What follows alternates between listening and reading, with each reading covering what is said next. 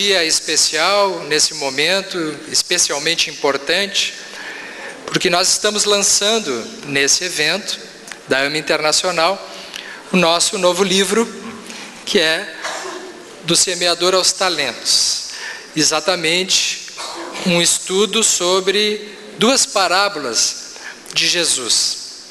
Esse livro ele está à disposição de vocês, foi lançado pela Federação Espírita do Rio Grande do Sul, pela editora Francisco Spinelli, e nós temos a satisfação nesse momento de fazermos algumas reflexões em torno deste assunto. Por que mais um livro sobre parábolas? Por que mais uma obra em torno desse assunto? Nós estamos colocando aqui não um estudo profundo, não buscamos uma narrativa mais erudita em torno das parábolas de Jesus, senão uma reflexão em torno do conteúdo psicológico dentro da visão espírita. Que aspectos ainda podemos abordar quanto ao estudo das parábolas? E escolhemos duas, a parábola do semeador e a parábola dos talentos. Parábola, o que significa? O que significa parábola? Parábola é uma narrativa alegórica. Parábola é uma história que encerra algum preceito moral.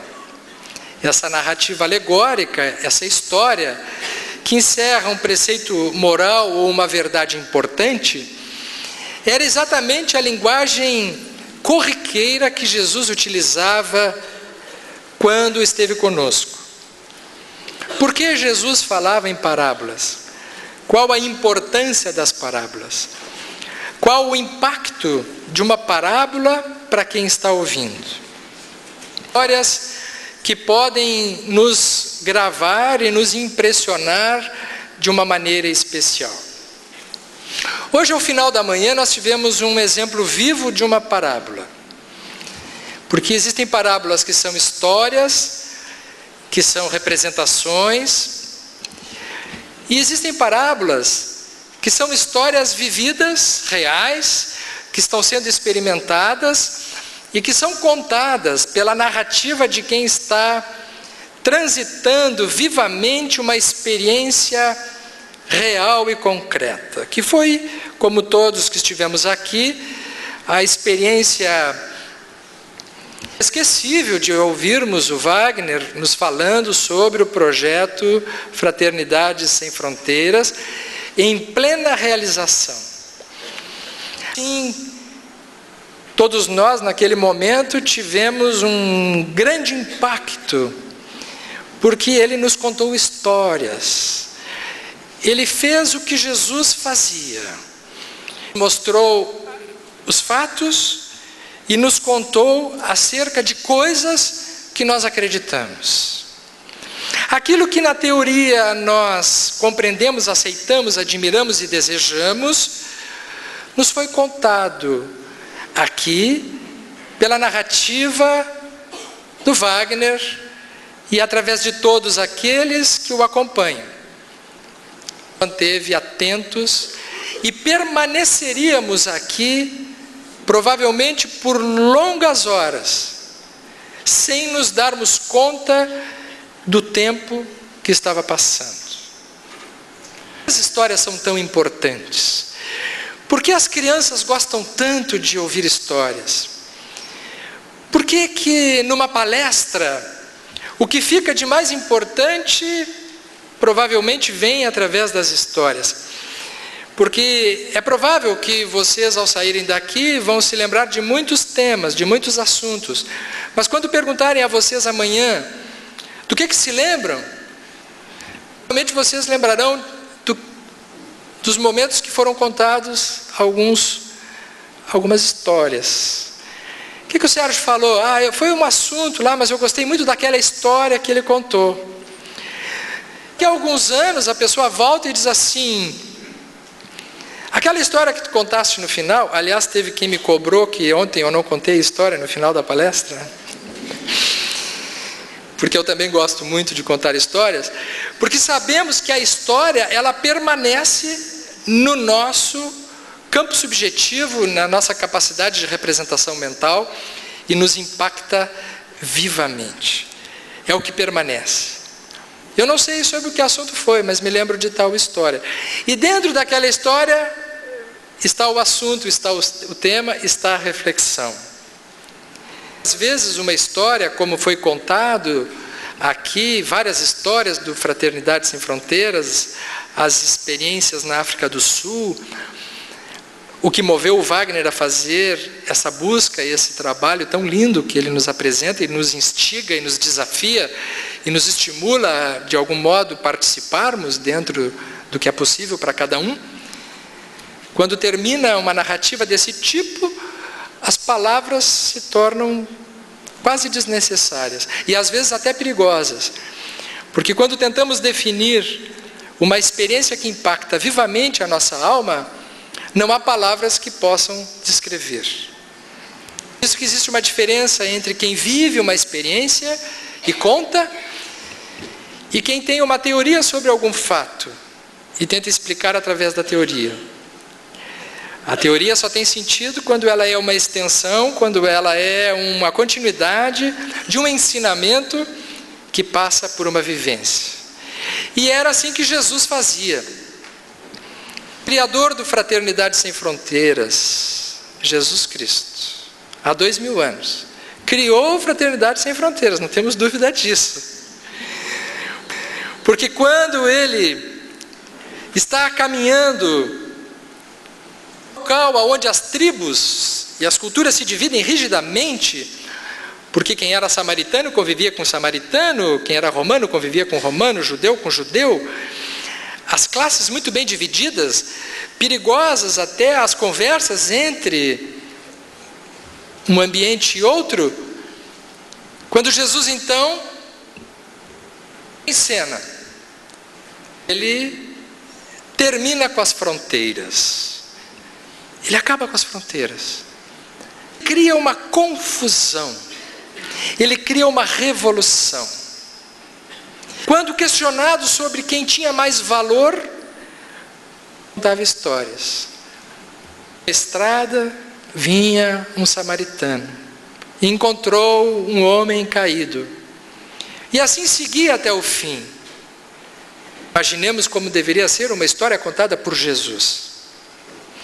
Tanto é que, quando Jesus falava as parábolas, todas as estruturas mais rígidas ficavam de lado. No final de uma história bem contada, aquilo que era o imprevisível, o inimaginável, acontecia. Eram capazes de concordar com as assertivas do Cristo. Isso fez com que ele, em determinado momento, salvasse a mulher adúltera de um apedrejamento. O que dizes tu? Ela, perante a lei, tem que ser apedrejada, foi tomada em adultério. Pelo que tu dizes, ela tem que ser perdoada. E ele então propõe a metáfora daquele que esteja sem pecado, que atire a primeira pedra. O fato é que Jesus, em inúmeras oportunidades, ele recorria às histórias. E depois dizia: falo-lhes por parábolas, porque não estão em condições de compreender certas coisas. Eles veem, olham, ouvem, mas não entendem. Fora, pois, inútil tudo dizer-lhes por enquanto. Nos leva a uma ideia que não é muito verdadeira em nosso meio, de que quando Jesus falava por parábolas, era para facilitar o entendimento das pessoas que o estavam ouvindo. As reflexões que fazemos na nossa obra é de que parábolas não são exatamente para facilitar. Eu não sei a vocês, pelo menos, mas sempre que eu leio as parábolas de Jesus, eu fico mais complicado ainda. Eu não acho que seja nada fácil entender, né? E pelo visto, os seus apóstolos também não entendiam muito bem. Depois de Jesus contar uma história, citar uma parábola, Frequentemente eles vinham perguntar para Jesus o que ele estava querendo dizer com aquilo. E Jesus chamava a atenção de todos dizendo: mas se vós que estão comigo não me entendem, que dizer dos outros? Portanto, parábolas não são propriamente para facilitar. Parábolas são para ampliar, são para dilatar, são para complicar. Complicação necessária. Em parábolas nós não temos uma resposta, nós temos a ampliação da pergunta e um convite a uma participação da reflexão. Diante de uma história, cada um responde a sua própria pergunta. Cada um cria o seu próprio entendimento. É preciso compreender que ao seu tempo Jesus, quando chega para fazer a sua narrativa, ele encontra a cultura estabelecida em verdades. Cultura judaica, a partir dos preceitos de Moisés, eles já sabiam tudo. Eles já tinham certeza de tudo. Não tinham mais o que saber, apenas tinham que cumprir a lei. Apenas tinham que executar os desígnios daquilo que já estava escrito, que Moisés já havia recebido no Decálogo e que já havia preceituado através das suas próprias leis. Se Jesus chegasse dizendo: não, mas diferente do que Moisés disse, eu preciso dizer para vocês tal coisa, imagina o que aconteceria. Às vezes que existe uma pessoa, isso serve para nós, que está convencido de alguma coisa, que não tem mais o que aprender. Não adianta desafiar o conhecimento. Essa é a pior maneira de não convencer ninguém. A forma é a que Jesus nos ensinou: contar histórias. Contar uma história. Por que as crianças gostam tanto de histórias? Porque as crianças, na sua etapa de desenvolvimento, existe uma fase em que ela passa do pensamento concreto e vai transitando para o pensamento simbólico, para a capacidade de subjetivar, de representar. É assim que quando nós chegamos para uma criança e começamos a contar: era uma vez, o olho dela para, porque aquela imagem se cria na mente e ela cria a própria história. O pensamento concreto que caminha para o subjetivo começa a ter uma experiência de representação. Então, nós, e particularmente ao tempo de Jesus, haviam estruturas muito concretas, muito rígidas, que para serem acessadas, necessário seria se contassem histórias. Então Jesus contava muitas parábolas, muitas narrativas através deste exercício que era tirar o indivíduo daquela sua posição e procurar estabelecer uma outra forma de posicionamento mental. Ele diria que mais adiante o Consolador estabeleceria as verdades e nos explicaria mais além daquilo que ele tinha podido explicar. Ele nos ensina através disso que quando nós estabelecemos as narrativas por representação, nós estamos abrindo possibilidades para novos conhecimentos. E parece que de alguma forma, nos dias de hoje, nós estamos precisando retomar essa linguagem. Não é por acaso que a Federação, há muitos anos, tem um projeto que se chama Conte Mais, que é para contar histórias para as crianças. Só que histórias não são só para crianças. Histórias são para todos nós. Porque se nós não começarmos por histórias, dificilmente nós ficaremos acordados durante as narrativas. São as histórias que nos mantêm atentos. São as histórias que nos levam a ficarmos crianças novamente. Era uma vez. E as pessoas acordam. Vou contar uma coisa para vocês que vocês não sabem que me aconteceu agora de tarde. Nunca vão poder dizer para ninguém. Então aí é imbatível. É uma história com tom de fofoca, né? Então aí essa é uma narrativa irresistível. A pessoa acorda mesmo. Conta. Eu não saio daqui enquanto não contar. Quer saber? Eu só conto no final. Em determinado momento Jesus dizia assim: bem-aventurados os limpos de coração. Olha que interessante. Quem são os limpos de coração? São todos aqueles que se assemelham a crianças, certo? Não são só as crianças. Há todos aqueles que têm algo de criança em si. São bem-aventurados.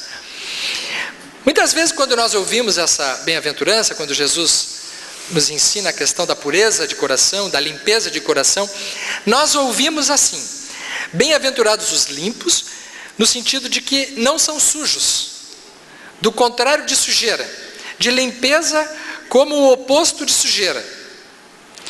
Mas limpeza também pode significar espaço vazio. Quando dizemos essa mesa está limpa de objetos, nós podemos estar entendendo também assim: ela está vazia de objetos. Esse copo está limpo, podemos entender, ele está vazio. A limpeza que Jesus nos fala nesse contexto nos dá a intenção de entendermos, a possibilidade de entendermos um espaço aberto, um espaço não preenchido, um espaço limpo. Essa sala agora está limpa, está vazia. Um copo está vazio, ele está limpo. Bem-aventurados os limpos. Por que os limpos são bem-aventurados? Porque quando ele já está cheio, não cabe mais nada dentro dele.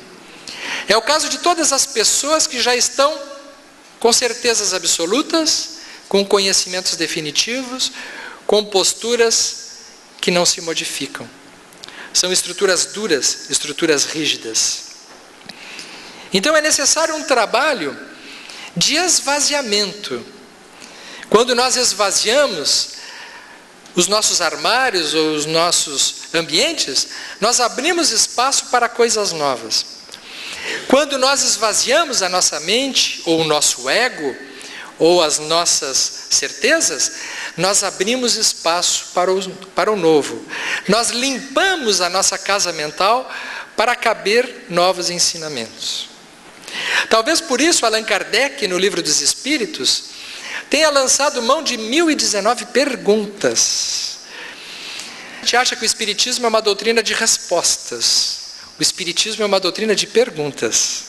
É por isso que o primeiro e mais importante livro da doutrina é um livro de perguntas.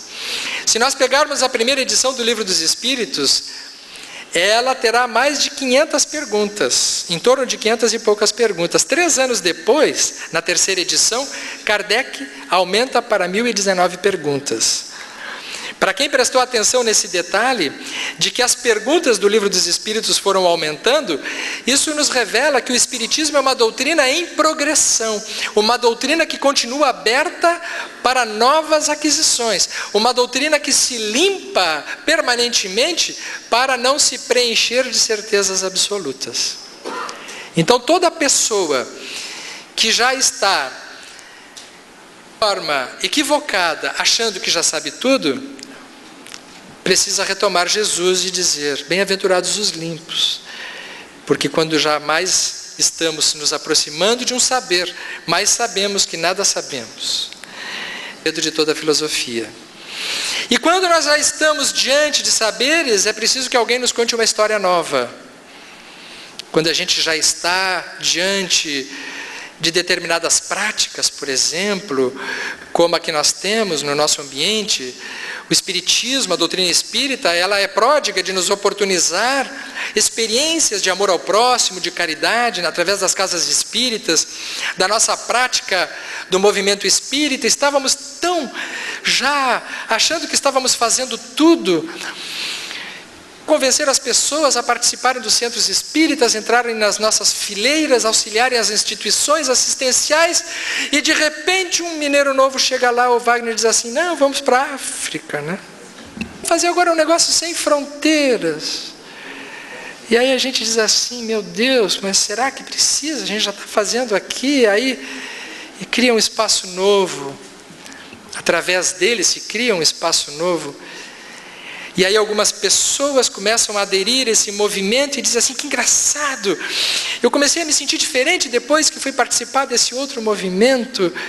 Tem algo de diferente daquilo que eu faço na casa espírita, eu não deixei de ser espírita, eu continuo fazendo aquilo lá, mas esse espaço do fraternidade, ele é diferente.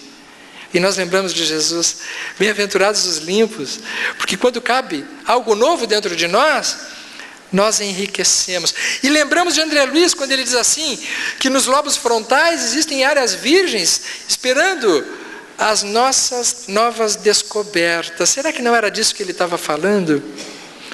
E eu espero que ao longo da nossa fala aqui a gente possa construir, quem sabe, uma compreensão de por que será que esta novidade entre nós, de ajuda cada vez maior ao próximo, esteja contagiando tantas pessoas que em tão pouco tempo passaram a participar desse movimento que contaminou, no bom sentido, a tantos corações e não para de crescer. Será que Jesus está contando através desta parábola do semeador? A parábola do semeador foi vivida há 2000 anos, mas ela continua sendo vivida hoje também através daquilo que nós estamos experimentando e vivendo e assistindo.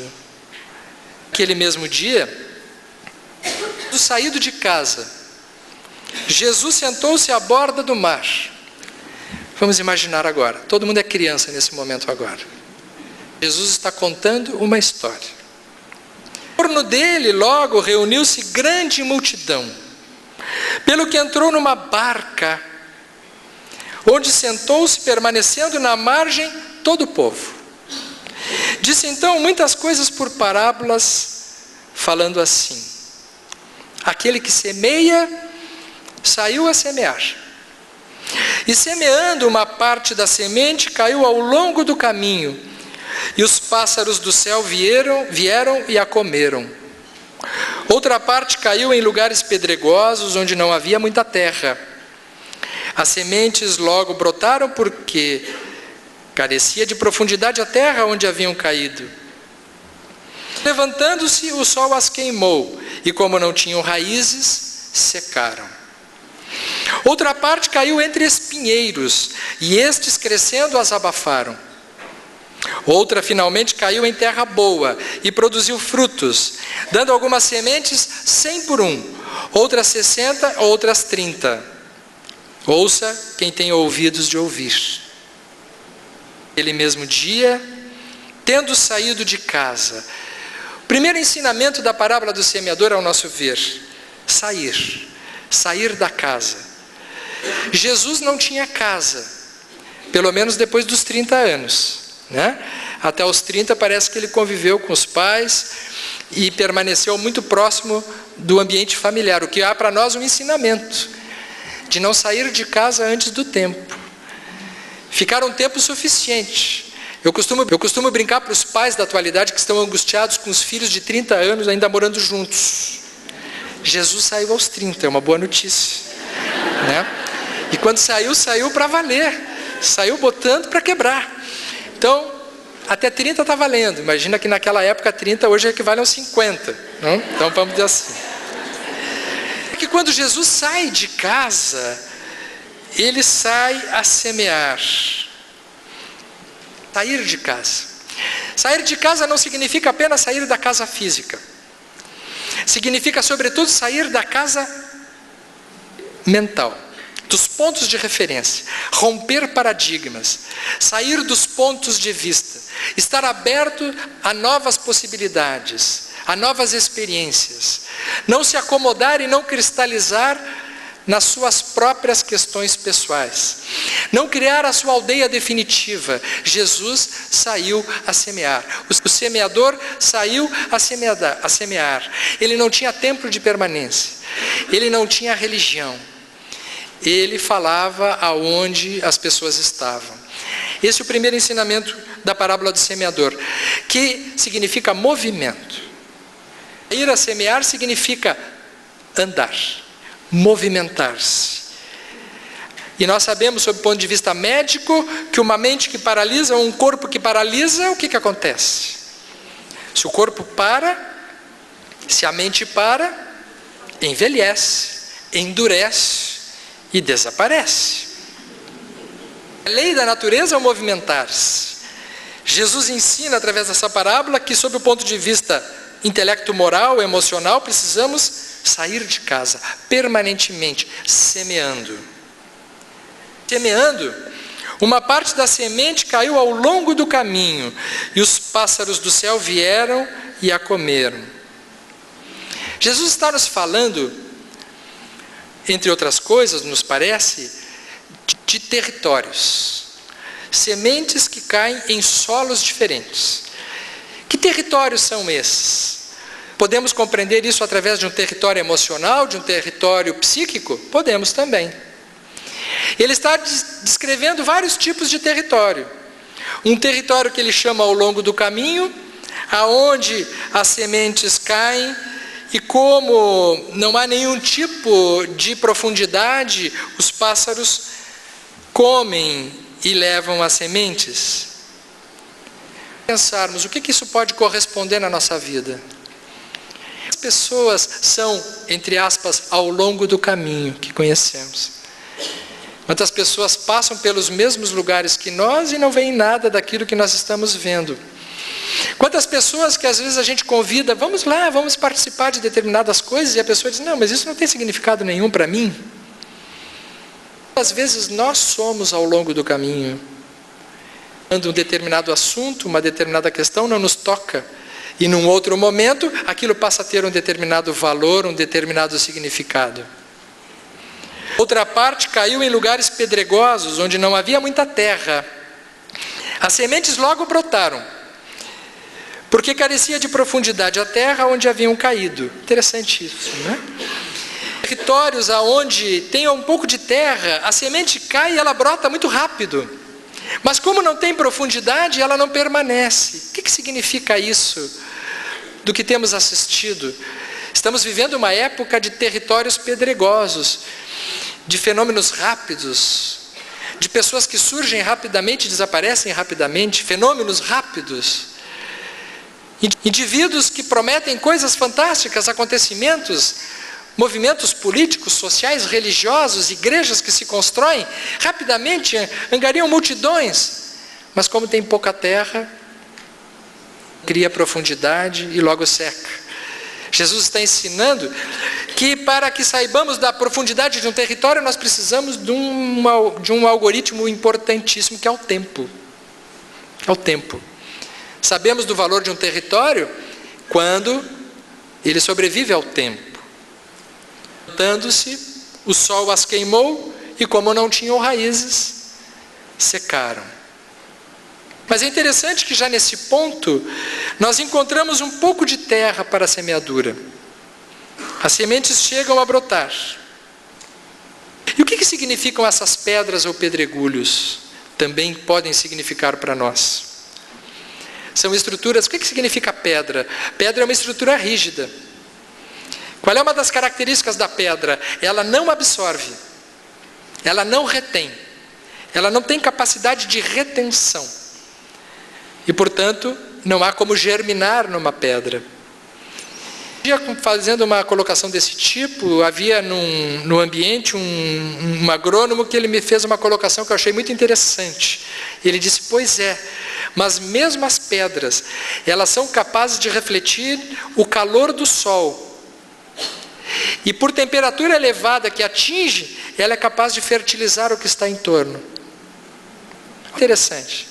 E eu fiquei pensando assim, mas existem pessoas pedras na vida da gente. Não absorvem nada, mas que são capazes de fertilizar em quem está na volta. Todas aquelas experiências com indivíduos difíceis, que ele parece que não se modifica, mas quem está em torno dele pode aproveitar para o crescimento. As circunstâncias pedregosas, vocês não conhecem pessoa pedregosa? Tem muito indivíduo pedra, né, no caminho. Nós próprios, será que não somos pedra? Nós somos sempre terra boa. Outra parte caiu entre espinheiros, e estes crescendo as abafaram. Espinheiros, estruturas espinheiros. Vocês conhecem pessoas espinheiro? Aquele que recebe a semente entre espinheiros é o que ouve a palavra, mas em quem logo os cuidados desse século e as ilusões das riquezas abafam aquela palavra e a tornam infrutífera. Espinheiro nos faz pensar em conflitos, em pessoas que têm condições emocionais que se complicam por si mesmas. A semente cai nesse ambiente e não consegue proliferar, porque ela é sufocada pelo próprio espinho. Porque Jesus está nos falando que todos nós que temos espinhos, precisamos tratar dos nossos espinhos. Porque frequentemente, os espinheiros da nossa vida, que são as nossas dificuldades internas, podem dificultar potenciais. Dependendo do grau de conflito que nós temos, isso pode ofuscar a possibilidade de nós fazermos mais por nós ou por alguém. Então ele está nos ensinando que estruturas espinheiros, um tipo de ambiente pode ser entendido por condições dentro de nós. Todos nós um dia passamos por circunstâncias e por experiências de espinheiro. Finalmente caiu em terra boa e produziu frutos, ainda bem, né? Dando algumas sementes 100 por 1, outras 60 e outras 30. Ouça quem tem ouvidos de ouvir. Ele, porém, que recebe a semente em terra boa, é o que escuta a palavra, que lhe presta atenção e em quem ela produz frutos, dando 100 ou 60 ou 30 por 1. É o bom território. O território de quando a gente ouve alguma coisa e faz sentido para nós. Quando tem um significado, quando se transforma em ambiente, em território capaz de fertilizar, de germinar, de produzir frutos. Há pessoas que são mais terra boa, há pessoas que são mais pedregulhos, há pessoas que são mais espinheiros. Daí os diferentes tipos evolutivos.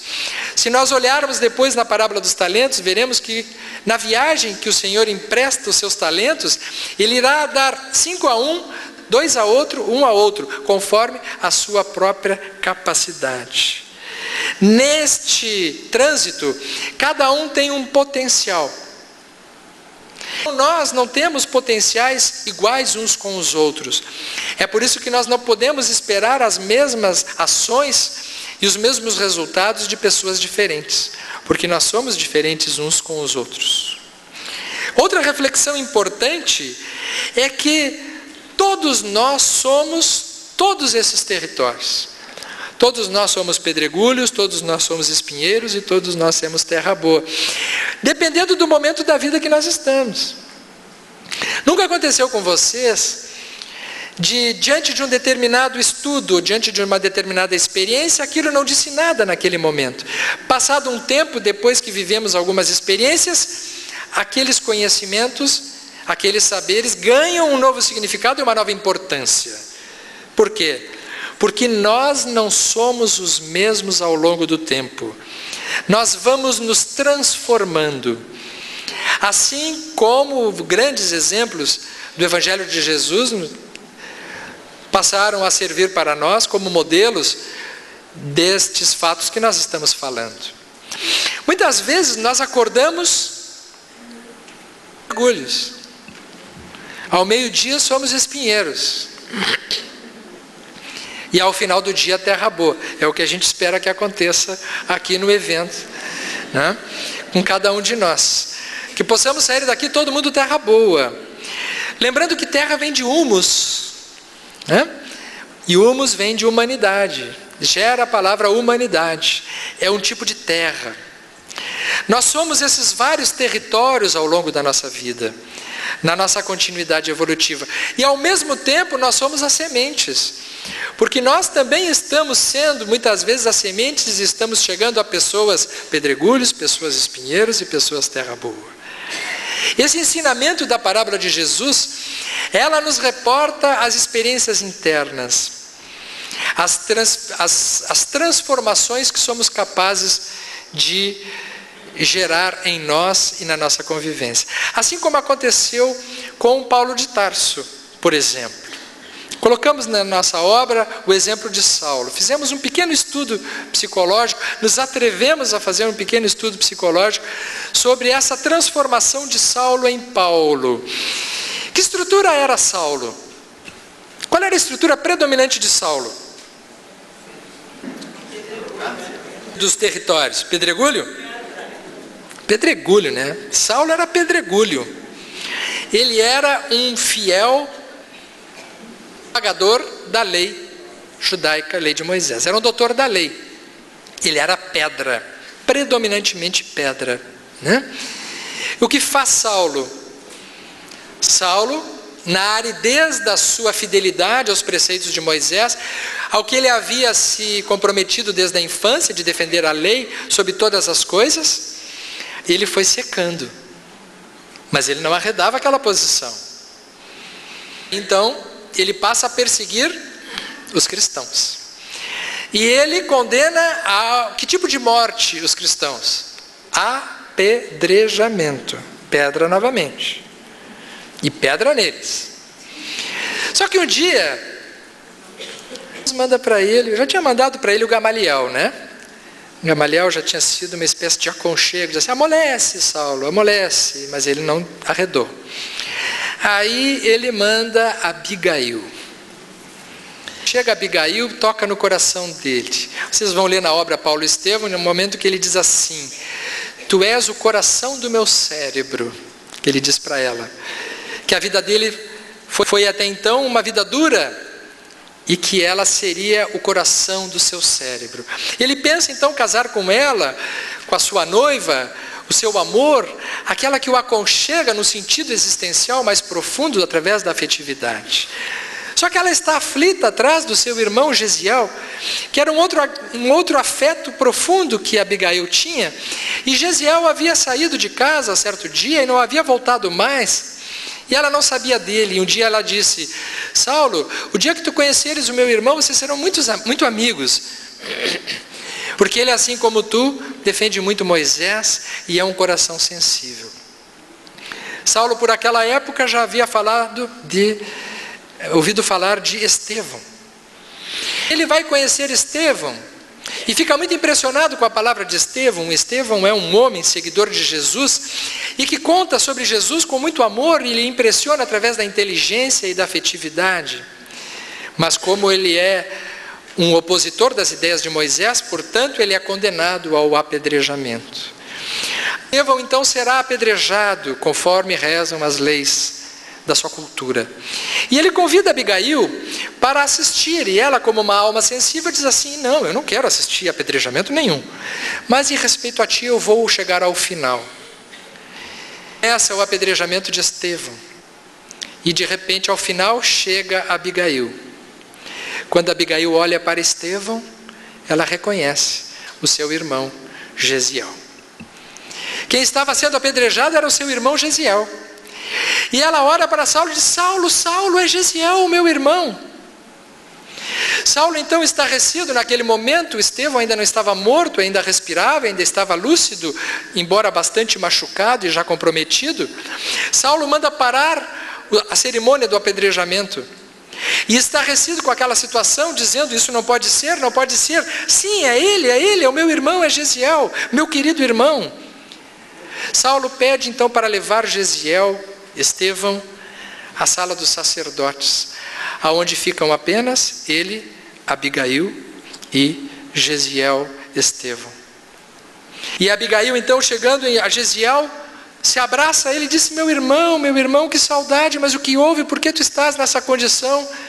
E vocês lerão Paulo e Estevão e verão com detalhes esse diálogo dramático e encantador e inesquecível da obra de Emmanuel, quando então Gesiel dirá, sim, eu conheci Jesus e me transformei num seguidor. Tu conhecerás o Mestre também e verás, Abigail, que ele é o Messias que esperávamos. Ele contou histórias novas, ele nos fez entender coisas que não entendíamos.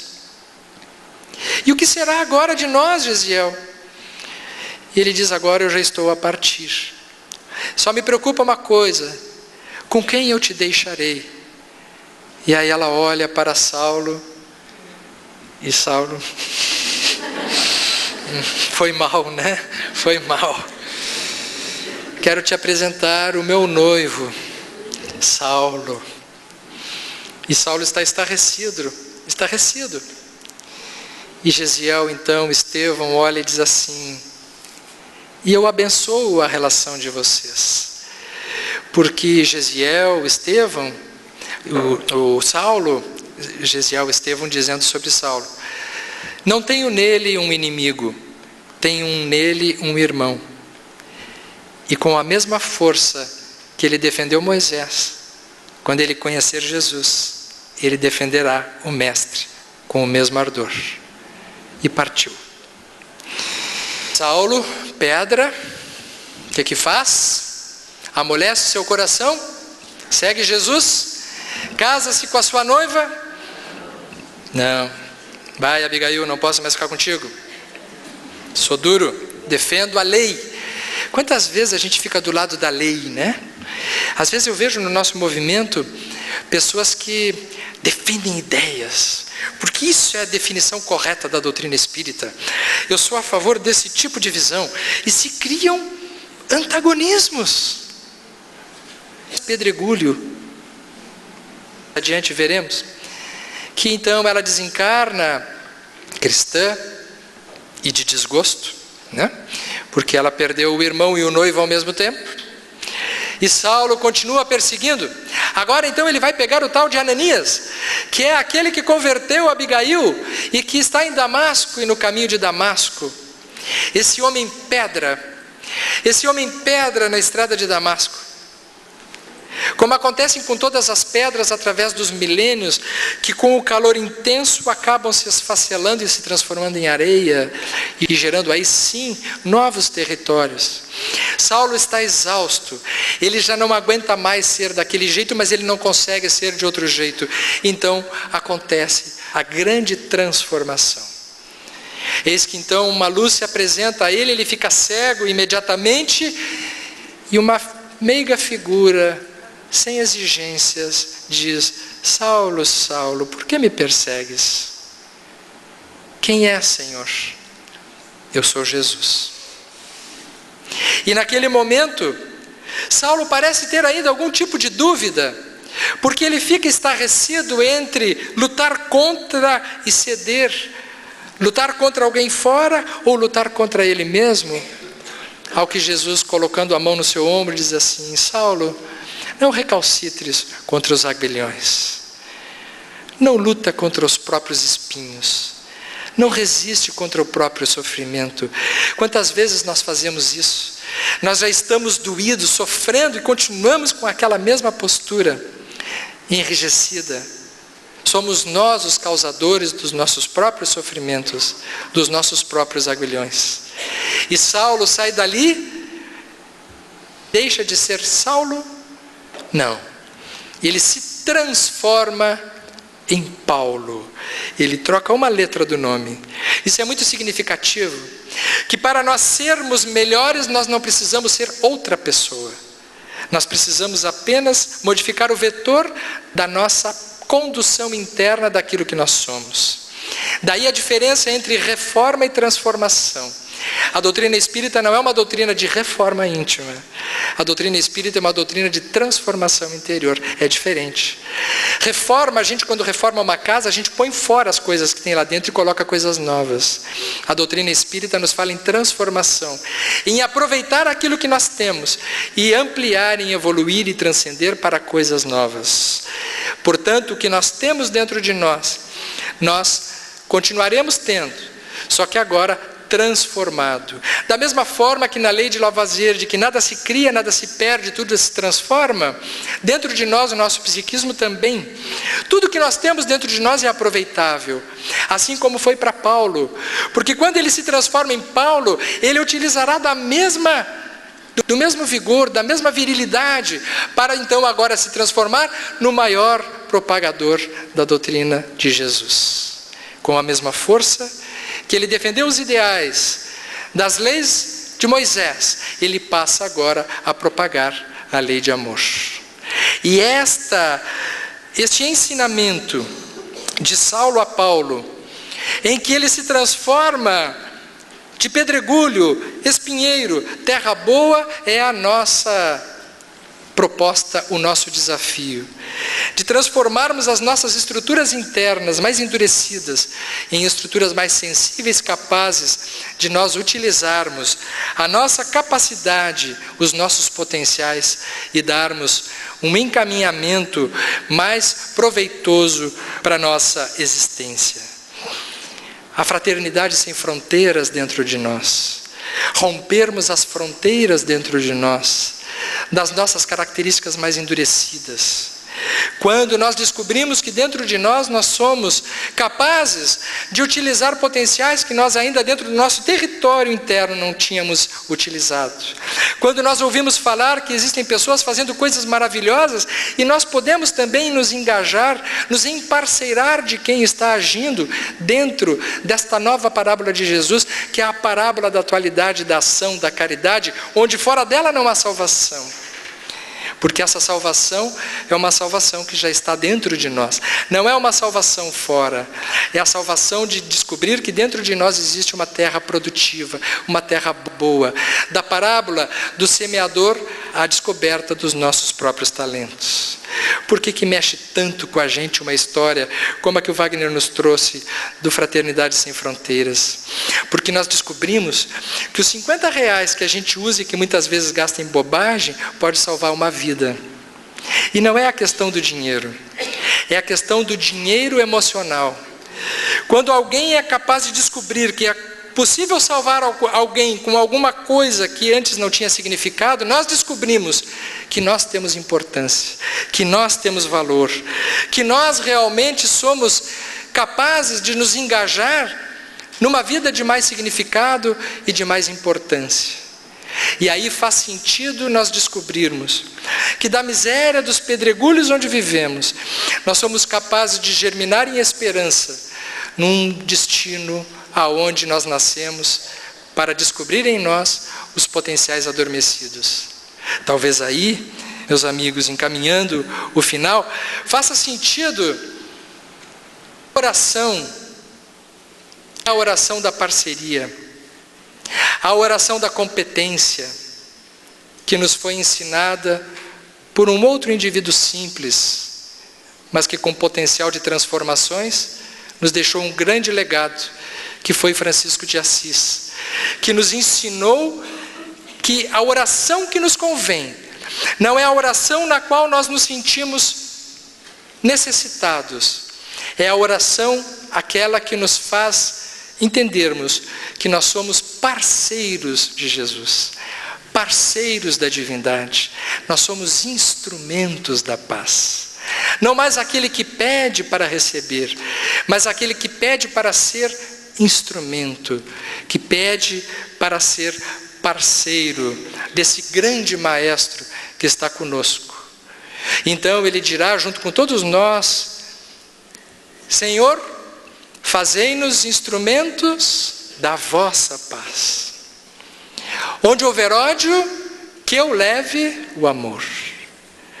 Onde houver ofensa, que eu leve o perdão. Onde houver discórdia, que eu leve a união. Onde houver dúvidas, que eu leve a fé. Onde houver erro, leve a verdade. Onde houver desespero, que eu leve a esperança. Onde houver tristeza, que eu leve a alegria. Onde houver trevas, que eu leve a luz. Não mais assim, Senhor, leva a tristeza onde há alegria, leva a alegria onde há tristeza, leva a esperança onde há desespero. Quando a gente diz assim, Senhor, faz isso, faz aquilo, vai nesse lugar, vai no outro lugar, parece que a gente ouve uma voz do outro lado dizendo assim: vai tu, vai tu, vai tu que eu vou junto, que tu sejas os meus braços, que tu sejas a minha ação. E talvez a gente tenha a competência suficiente de dizer: ó mestre, fazei com que eu procure mais consolar que ser consolado, compreender que ser compreendido, amar que ser amado. Por quê? porque é dando que se recebe, é perdoando que se é perdoado, e é morrendo que se vive ou que se nasce para um tipo de vida que podemos dizer que é a vida eterna. Que não sejamos mais nós, meus amigos, hoje, aquele que olhe para Jesus e diga assim: mestre, faz isso por mim. Que a gente possa dizer para ele, que eu possa, Jesus, ser o teu parceiro e ter a competência, portanto, de dizer: Senhor, fazei-nos instrumentos da vossa paz. Muito obrigado.